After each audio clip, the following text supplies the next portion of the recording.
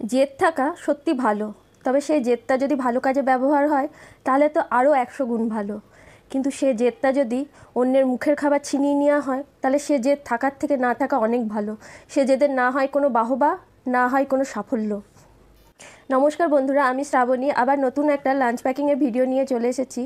তবে সত্যি কথা বলতে, জেদ ছেলে কিংবা মেয়ে যারই হোক থাকুক না, সেটা যদি ভালো কাজে ব্যবহার হয় তাহলে সেটা সত্যিই ভালো। কিন্তু সেটা যদি অন্যায় কাজে ব্যবহার করা হয় তাহলে সেই জেদটা না থাকাই ভালো। আর তবে কোনো কিছু যদি পরিশ্রম করে অর্জন করা যায় তার আলাদাই আনন্দ।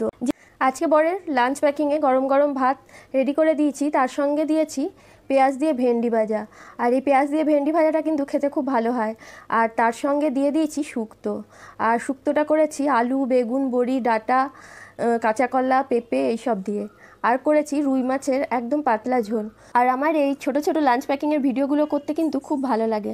আমার এই ভিডিওটি যদি ভালো লাগে অবশ্যই কমেন্ট করেন। আর পাশে থাকার জন্য ধন্যবাদ। আর ফলের মধ্যে দিয়ে দিয়েছি একটা আপেল। Thank you.